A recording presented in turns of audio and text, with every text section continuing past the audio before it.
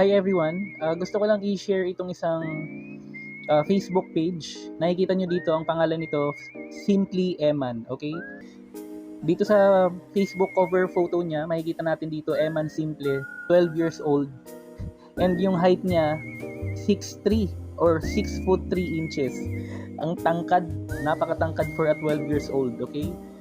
So, nagbabrowse kasi ako ng mga information online and I came across this page.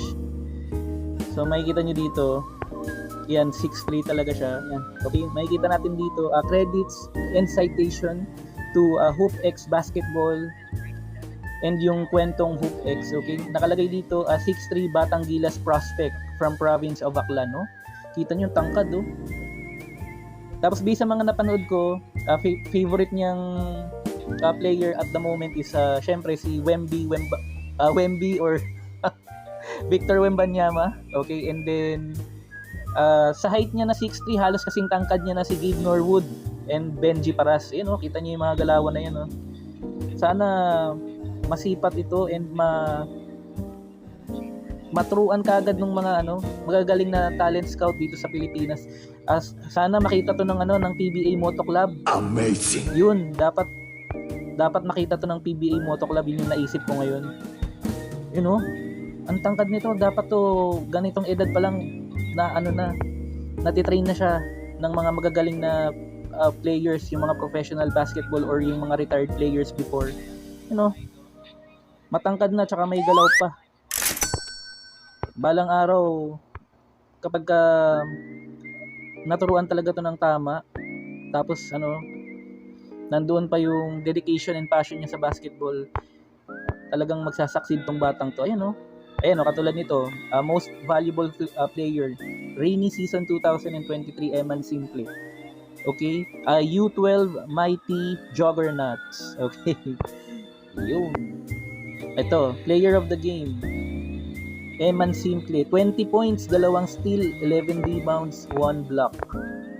Ito din, player of the game, 19 points, 1 steal, 7 rebounds, 3 block. Wow naman!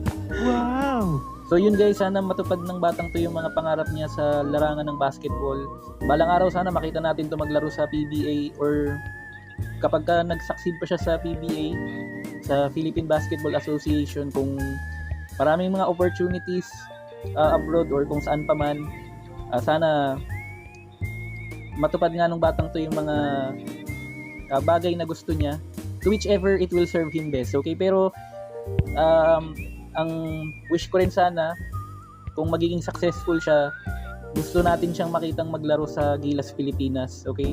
And maging isa sa ating mga players sa FIBA World Cup and yung Asian Games. Ayan. So guys, kagaya nung ginawa ko, i-like nyo na rin yung page niya. I-follow natin si Simply Eman. Hindi ko siya kilala personally guys, promise. Talagang nakita ko lang tong account niya and namangha ako sa mga nababasa ko and yung mga videos na napanood ko. Okay? So calling the attention and shout out na rin po sa PBA Moto Club and yung Mavs Phenomenal or yung Mavs Phenom. Sana makita nyo tong account ng batang to and all the best.